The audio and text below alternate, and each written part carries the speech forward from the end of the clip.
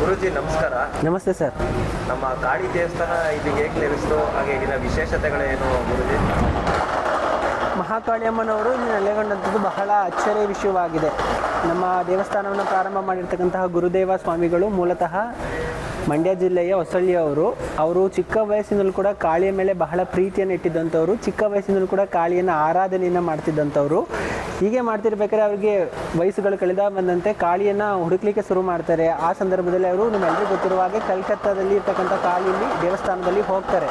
ಅವರು ಒಂದು 4 ರಿಂದ 5 ವರ್ಷಗಳ ಕಾಲ ಕಲ್ಕತ್ತಾದಲ್ಲಿ ಸೇವೆಯನ್ನು ಮಾಡ್ತಿರ್ಬೇಕಾದ್ರೆ ಯಾವುದೋ ಒಂದು ಬೆಳಗಿನ ಜಾವ ಅಸರೀರವಾಣಿ, ಇಲ್ಲಿ ಯಾಕಿರ್ತೀಯ, ನಿನ್ನ ಪ್ರಾಂತ್ಯದಲ್ಲಿ ಹೋಗು, ನಾನು ನಿನ್ನೊಟ್ಟಿಗೆ ಬಂದು ನೆಲೆಸ್ತೇನೆ ಅಂತ ಹೇಳಿ ಒಂದು ವಾಣಿ ಬಂದು ಅವ್ರ ಕಿವಿಗೆ ತಟ್ಟುತ್ತೆ. ಆ ಪ್ರೇರಣೆ ಮೇರೆಗೆ ಮಹಾಕಾಳಿ ಅಮ್ಮನವರ ವ್ಯಾಖ್ಯಾನದ ಮೇರೆಗೆ ನಮ್ಮ ಗುರುಗಳು ಬಂದು ಈ ದೇವಸ್ಥಾನವನ್ನು ಪ್ರಾರಂಭ ಮಾಡ್ತಾರೆ.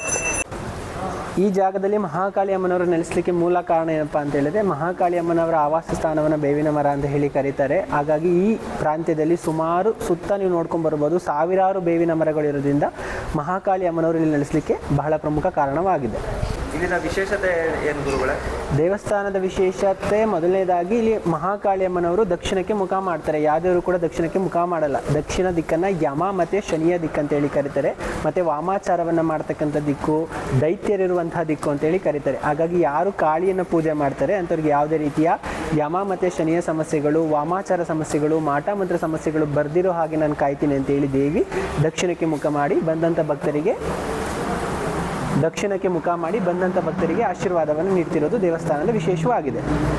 ದೇವಸ್ಥಾನದ ವಿಶೇಷ ಏನಪ್ಪ ಅಂತ ಹೇಳಿದ್ರೆ, ತಮಗೆ ಇಲ್ಲಿ ಏನೇ ಸಮಸ್ಯೆಗಳಿದ್ರೆ ಅಥವಾ ಏನಾದರೂ ಕೆಲಸಗಳಾಗಬೇಕಿದ್ರೆ ಇಲ್ಲಿ ಹರಕೆ ಕಟ್ಟೋದು ಪದ್ಧತಿ ಇದೆ. ದೇವಾಲಯದ ಕೌಂಟರ್ನಲ್ಲಿ ಒಂದು ಬಟ್ಟೆಯನ್ನು ಕೊಡ್ತಾರೆ. ಆ ಬಟ್ಟೆಯನ್ನು ತೆಗೆದುಕೊಂಡು ಅದಕ್ಕೆ ಒಂದು 5 ರೂಪಾಯಿ ನಾಣ್ಯವನ್ನು ಕಟ್ಟಿ ತಮಗೆ ಏನು ಕೆಲಸ ಆಗಬೇಕೋ ಕೆಲಸನ ದೇವಿ ಹತ್ರ ನೆನೆಸ್ಕೊಂಡು ಪ್ರಾರ್ಥನೆ ಮಾಡಿ ಆ ಕೆಲಸ ಮಾಡಿಕೊಡಿ ಅಂತೇಳಿ ದೇವಿ ಹತ್ರ ಕೇಳಿಕೊಂಡು ದೇವಾಲಯವನ್ನು ಒಂದು 3 ಪ್ರದಕ್ಷಿಣೆ ಮಾಡಿ ಮೇಲೆ ನವಗ್ರಹವನ ಇದೆ, ಅಲ್ಲಿ ಹೋಗಿ ಕಟ್ತಾರೆ. ಹತ್ರ ಇರ್ತಕ್ಕಂಥ ಭಕ್ತಾದಿಗಳು 9 ವಾರಗಳ ಕಾಲ ಬಂದು ಹೋಗ್ತಾರೆ. ಮಂಗಳವಾರ ಬಂದರೆ 9 ಮಂಗಳವಾರ, ಶುಕ್ರವಾರ ಬಂದರೆ 9 ಶುಕ್ರವಾರ, ಭಾನುವಾರ ಬಂದರೆ 9 ಭಾನುವಾರ.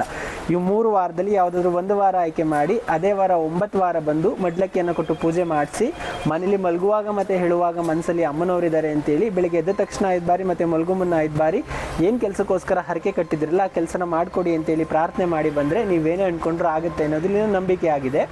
ಜೊತೆಗೆ ನಾನು ಬಹಳ ದೂರದ ಪ್ರಾಂತ್ಯದವರು, ನನಗೆ ವಾರ ಬರಲಿಕ್ಕಾಗಲ್ಲ, ತುಂಬ ಹಿಂಸೆ ಆಗುತ್ತೆ ಅಂತ ಹೇಳಿದ್ರೆ ಬಂದು ಹರಕೆಯನ್ನು ಕಟ್ಟಿ ತಿಂಗಳಿಗೊಂದ್ಸರಿ ಅಮಾವಾಸ್ಯೆ ಅಥವಾ ಹುಣ್ಣಿಮೆ ಆಗಾದರೂ ಬಂದು ದೇವಿಯ ದರ್ಶನವನ್ನು ಮಾಡಿ ಮಡ್ಲಕ್ಕಿಯನ್ನು ಕೊಟ್ಟು ಪೂಜೆ ಮಾಡಿಸಿ ಮನೇಲಿ ಡೈಲಿ ಎದ್ದ ತಕ್ಷಣ ಮತ್ತು ಮಲಗುಮ್ಮನ ಮನಸ್ಸಲ್ಲಿ ದೇವಿದ್ದಾರೆ ಅಂತೇಳಿ ಪ್ರಾರ್ಥನೆಯನ್ನು ಮಾಡಿ ಬಂದರೆ ನಿಮ್ಮ ಎಲ್ಲ ಸಮಸ್ಯೆಗಳು ಕೂಡ ಶೀಘ್ರವಾಗಿ ಪರಿಹಾರ ಆಗುತ್ತೆ ಅಂತಕ್ಕಂಥದ್ದು ದೇವಾಲಯದ ನಂಬಿಕೆಯಾಗಿದೆ.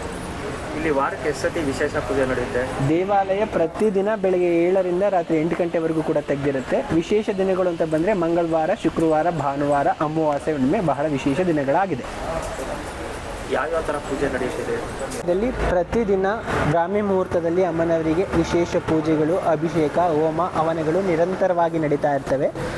ಮತ್ತು ಕೆಲವು ಭಾನುವಾರಗಳಂದು ಮಹಾಭಿಷೇಕ ಅಂತೇಳಿ ದೇವಿಗೆ ವಿಶೇಷ ಪೂಜೆಯನ್ನು ನೆರವೇರಿಸಲಾಗುತ್ತೆ. ದೇವಿಗೆ ಒಂದು 21 ಥರ ಅಭಿಷೇಕ ಪೂಜೆಗಳನ್ನು ಮಾಡಿ ಸಮಸ್ಯೆಯಲ್ಲಿರ್ತಕ್ಕಂಥ ಭಕ್ತರುಗಳು ಬಂದು ಆ ಬಂದಂಥ ಭಕ್ತರಿಗೆ ಸಮಸ್ಯೆಗಳು ಶೀಘ್ರವಾಗಿ ಪರಿಹಾರ ಆಗಲಿ ಅಂತೇಳಿ ದೇವಿಗೆ ಅಭಿಷೇಕ ಮಾಡಿದ ನೀರಲ್ಲಿ ಅದನ್ನು ಮಂಗಳ ಸ್ನಾನ ಅಂತೇಳಿ ಕರಿತೀವಿ, ಸ್ನಾನವನ್ನು ಮಾಡಿಸಿ ಅವ್ರಿಗಿರ್ತಕ್ಕಂಥ ಸಮಸ್ಯೆಗಳೆಲ್ಲ ದೂರ ಆಗಲಿ ಅಂತ ಹೇಳ್ತಕ್ಕಂಥದ್ದು ಮಹಾಭಿಷೇಕ ಪೂಜೆಯನ್ನು ಮಾಡಿಸ್ತಕ್ಕಂಥದ್ದು ಒಂದಾಗಿದೆ.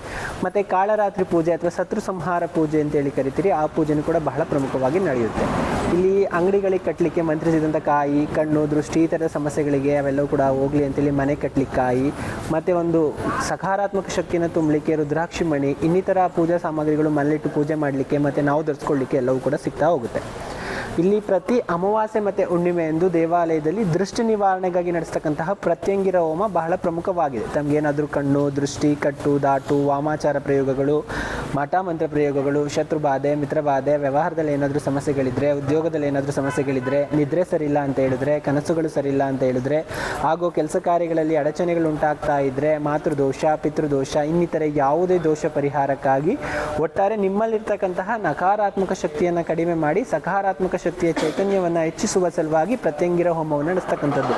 ದೇವಾಲಯದಲ್ಲಿ ಪ್ರತ್ಯಂಗಿರ ಹೋಮ ಬಹಳ ಪ್ರಮುಖವಾಗಿದ್ದು ಬೇರೆ ಬೇರೆ ಊರುಗಳಿಂದ, ಬೇರೆ ಬೇರೆ ಜಿಲ್ಲೆಗಳಿಂದ ದೇವಾಲಯದಲ್ಲಿ ಅಮಾವಾಸ್ಯೆ ಮತ್ತು ಹುಣ್ಣಿಮೆ ಎಂದು ತುಂಬ ಸಾವಿರಾರು ಜನ ಭಕ್ತಾದಿಗಳು ಬಂದು ಪ್ರತ್ಯಂಗಿರ ಹೋಮವನ್ನು ಮಾಡಿಸಿ ದೇವಿಯ ದರ್ಶನಾಶೀರ್ವಾದವನ್ನು ಪಡೆದು ಹೋಗೋದು ದೇವಾಲಯದ ಮತ್ತೊಂದು ವಿಶೇಷವಾಗಿದೆ.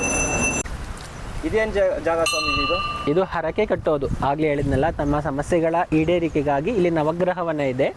ನವಗ್ರಹ ವನದಲ್ಲಿ ಬಂದು ಪ್ರಾರ್ಥನೆಯನ್ನು ಮಾಡಿ 5 ರೂಪಾಯಿ ನಾಣ್ಯವನ್ನು ಕಟ್ಟಿ ಹೋಗುವಂಥದ್ದು. 5 ರೂಪಾಯಿನ ಯಾಕೆ ಕಟ್ಟೋದು ಸ್ವಾಮೀಜಿ? ಅದು ದೇವಾಲಯ ಪ್ರಾರಂಭ ಆದಾಗಿಂದ ಪದ್ಧತಿ ಆಗಿದೆ ಸರ್. ಪದ್ಧತಿ. ಇವ್ರ ತಡೆ ಯಾವ್ಯಾವುದು ಕೊಡಿಸ್ತಾರೆ ಇಲ್ಲಿ ಬಂದು? ತಡೆ ಅನ್ನೋದು ತಮ್ಮಲ್ಲಿರ್ತಕ್ಕಂಥ ನಕಾರಾತ್ಮಕತೆ ಹೋಗಲಿ ಮತ್ತು ಧಾಟು ನಿವಾರಣೆಗಾಗಿ ಪ್ರತಿದಿನ ಹರಿಯುವ ನೀರಿನ ತಡೆಯಲ್ಲಿ ತಡೆಯನ್ನು ಹೊಡೆಯೋದು ಬಹಳ ವಿಶೇಷವಾಗಿದೆ. ನಿರಂತರವಾಗಿ ಇಲ್ಲಿ ನೀರು ಹರಿತಾ ಇರುತ್ತೆ, ಇಲ್ಲಿ ತಡೆಯನ್ನು ಹೊಡೆಯುವಂಥದ್ದು ಬಹಳ ವಿಶೇಷವಾಗಿದೆ. ಇಲ್ಲಿ ಒಂದು ತಡೆ ಹೊಡ್ಸೋಕ್ಕೆ ಎಷ್ಟು ದುಡ್ಡು ತೊಗೋತಾರೆ? ತಡೆ ಹೊಡ್ಸ್ಲಿಕ್ಕೆ 60 ರೂಪಾಯಿ ತೊಗೊತಾರೆ ಸರ್. 60. ಇಲ್ಲಿ ತುಂಬ ಬೇವಿನ ಮರ ಐತಲ್ಲ, ಏನು ವಿಶೇಷತೆ? ಅದೇ ಆಗಲೇ ಹೇಳಿದ್ನಲ್ಲ, ಇಲ್ಲಿ ಕಾಳಿ ಆವಾಸ ಸ್ಥಾನವನ್ನು ಬೇವಿನ ಮರ ಅಂತ ಹೇಳಿ ಕರೀತಾರೆ. ಹಾಗಾಗಿ ಇಲ್ಲಿ ಸಾವಿರಾರು, ದೇವಾಲಯದ ಸುತ್ತಮುತ್ತ ಹೋದ್ರೆ ನೋಡ್ಬೋದು, ಸಾವಿರಾರು ಬೇವಿನ ಮರಗಳನ್ನು ನೀವು ಇಲ್ಲಿ ನೋಡಬಹುದು. ಈ ತಡೆ ಹೊಡಿಸಿದ್ರೆ ಒಳ್ಳೇದಾಗುತ್ತೆ ಅಂತ ಒಂದು ನಂಬಿಕೆ. ಖಂಡಿತ ಸರ್, ಯಾಕಂದರೆ ಎಲ್ಲೂ ಕೂಡ ಹರಿಯುವ ನೀರಿನ ತಡೆಯಲ್ಲಿ ತಡೆಯನ್ನು ಹೊಡೆಯೋದು ಬಹಳ ಕಡಿಮೆ. ಇಲ್ಲಿ ದೇವಾಲಯದಲ್ಲಿ ಕಾವೇರಿ ನಿರಂತರವಾಗಿ ಹರಿತಾ ಇರ್ತಾರೆ. ಹಾಗಾಗಿ ಇಲ್ಲಿ ಹರಿಯುವ ನೀರಿನ ತಡೆಯಲ್ಲಿ ತಡೆಯನ್ನು ಹೊಡೆಯುವಂಥದ್ದು ಬಹಳ ವಿಶೇಷವಾಗಿದೆ. ಹಾಗೆ ಇಲ್ಲಿ ಅಮಾವಾಸ್ಯೆ ದಿನ ಏನೇನಿರುತ್ತೆ ವಿಶೇಷತೆಗಳು? ಅಮಾವಾಸ್ಯೆ ದಿನ ಬೆಳಿಗ್ಗೆ ಬ್ರಾಹ್ಮಿ ಮುಹೂರ್ತದಲ್ಲಿ ಅಮ್ಮನವರಿಗೆ ವಿಶೇಷ ಪೂಜೆ, ಅಮ್ಮನವರಿಗೆ ವಿಶೇಷ ಅಲಂಕಾರ, ಅಭಿಷೇಕ, ದೃಷ್ಟಿ ನಿವಾರಣೆಗಾಗಿ ಪ್ರತ್ಯಂಗಿರ ಹೋಮ ಮತ್ತು ಬಂದಂಥ ಭಕ್ತಾದಿಗಳಿಗೆ ಅನ್ನ ಸಂತರ್ಪಣೆ ಕಾರ್ಯಕ್ರಮವನ್ನು ನಡೆಸಲಾಗುತ್ತೆ. ಇಲ್ಲಿ ಯಾವ್ಯಾವ ಭಾಗದಿಂದ ಭಕ್ತಾದಿಗಳು ಬರ್ತಾರೆ ಗುರುಗಳೇ? ಭಕ್ತಾದಿಗಳು ತುಂಬ ಊರಿಂದ ಬರ್ತಾರೆ ಸರ್. ಶಿವಮೊಗ್ಗ, ಭದ್ರಾವತಿ, ಹಾಸನ್, ಸಕಲೇಶ್ಪುರ ಮತ್ತು ಇನ್ನಿತರ ದೂರದ ಜಿಲ್ಲೆಗಳಿಂದ ಕೂಡ ಬಂದು ಅಮಾವಾಸ್ಯೆ ಹುಣ್ಣಿಮೆಯಂದು ದೇವಿಯ ದರ್ಶನಾಶೀರ್ವಾದವನ್ನು ಪಡೆದು ಹೋಗ್ತಾರೆ. ಬಂದಂಥ ಭಕ್ತರಿಗೆ ದೇವಿ ನಿರಂತರವಾಗಿ ಒಳ್ಳೆಯದನ್ನು ಮಾಡ್ತಾ ಇದ್ದಾರೆ. ನಾವೆಲ್ಲರಿಗೂ ಕೂಡ ಗೊತ್ತಿರುವ ಹಾಗೆ ಮಕ್ಕಳಿಲ್ದವ್ರಿಗೆ ಮಕ್ಕಳಾಗಿರ್ತಕ್ಕಂಥದ್ದು, ಗಂಡ ಹೆಂಡತಿ ಸಮಸ್ಯೆಗಳಿದ್ರೆ, ವ್ಯಾಪಾರದಲ್ಲಿ ಏನೋ ಸಮಸ್ಯೆಗಳಿದೆ, ತುಂಬ ಅಭಿವೃದ್ಧಿ ಆಗಿರ್ತಕ್ಕಂಥದ್ದು, ಮತ್ತು ಅವ್ರು ಯಾವ ಕೋರಿಕೆಯನ್ನು ಇಟ್ಟು ಬಂದರೂ ಕೂಡ ದೇವಿಯ ಕೋರಿಕೆಯನ್ನು ಯಾರಿಗೂ ಕೂಡ ಇಲ್ಲ ಅನ್ನಂತೆ ಬಂದಂತಹ ಪ್ರತಿ ಭಕ್ತಾದಿಗಳನ್ನು ಕೂಡ ಅವರ ಬೇಡಿಕೆಯನ್ನು ದೇವಿ ಈಡೇರಿಸಿ ಅವ್ರನ್ನ ಕಳಿಸ್ಕೊಡ್ತಾ ಇದ್ದಾರೆ. ಹಾಗೆ ಇಲ್ಲಿ ಯಾವ್ಯಾವ ಥರ ಹೋಮಗಳು ಮಾಡ್ತಾರೆ ಅಮಾವಾಸ್ಯೆ ದಿನ? ಈಗ ಭಕ್ತಾದಿಗಳು ಕೇಳ್ತಾ ಇರ್ತಾರೆ ಈ ಹೋಮ ಮಾಡಿಸ್ಬೇಕು ಅಂತ, ಯಾವ ಥರ ಇಲ್ಲಿ? ಭಕ್ತಾದಿಗಳಿಗೆ ಯಾವ ಹೋಮ ಬೇಕಿದ್ರೂ ನಾವು ಮಾಡಿಕೊಡ್ತೇವೆ ಸರ್. ಪ್ರತಿ ಅಮಾವಾಸ್ಯೆ ಮತ್ತು ಹುಣ್ಣಿಮೆ ಪ್ರತ್ಯಂಗಿರ ಹೋಮ ಮಾತ್ರ ಮಾಡಿಸುವಂಥದ್ದು, ಅದು ಸಾಮೂಹಿಕವಾಗಿರುತ್ತೆ. ಈಗ ಇಲ್ಲಿ ದೃಷ್ಟಿ ಆಗಿರುತ್ತೆ ಅಥವಾ ಅವರು ಶಾಂತಿ ಇರಲ್ಲ, ಅವೆಲ್ಲ ಥರ ಹೋಮ. ಕಾಳಿ ಅಂದರೆ ಸಕಾರಾತ್ಮಕ ಶಕ್ತಿಗಳನ್ನು ಹೆಚ್ಚಿಸುವಂಥವ್ರು, ನಕಾರಾತ್ಮಕತೆಯನ್ನು ತಿಂದು ಹಾಕುವಂಥವ್ರು ಅಂತೇಳಿ. ಹಾಗಾಗಿ ಕಾಳಿನ ಯಂತ್ರ, ಮಂತ್ರ, ತಂತ್ರ, ಭಕ್ಷಿಣಿ ಅಂತೇಳಿ ಕರೀತಾರೆ. ಹಾಗಾಗಿ ಕಾಳಿ ಹತ್ರ ಬಂದರೆ ಯಾವುದೇ ನಕಾರಾತ್ಮಕತೆ, ನಿಮ್ಮಲ್ಲಿರ್ತಕ್ಕಂಥ ಆಂತರಿಕ ಮತ್ತು ಬಾಹ್ಯ ಶತ್ರುಗಳು, ನಿಮ್ಮಲ್ಲಿರ್ತಕ್ಕಂಥ ಎಲ್ಲ ನಕಾರಾತ್ಮಕತೆಯನ್ನು ದೂರ ಮಾಡಿ ದೇವಿ ಒಳ್ಳೇದು ಮಾಡೇ ಮಾಡ್ತಾರೆ ಸರ್. ಇಲ್ಲಿ ಎಷ್ಟು ಜನ ಗುರುಗಳಿದ್ದಾರೆ? ಇಲ್ಲಿ ಗುರುಗಳು ಒಬ್ಬರೇ, ನಮ್ಮ ಗುರುಗಳು ಗುರುದೇವ್ ಅಂತ, ಅವರು ದೇವಸ್ಥಾನವನ್ನು ಪ್ರಾರಂಭ ಮಾಡಿರೋದು ಅವರೇ. ಬಟ್ ಇಲ್ಲಿ ಪೂಜೆ ಮಾಡ್ತಕ್ಕಂಥ ಅರ್ಚಕರು ಮತ್ತು ಇನ್ನಿತರ ಕೆಲಸಗಾರರು ಕೂಡ ಎಲ್ಲರೂ ಇದ್ದಾರೆ.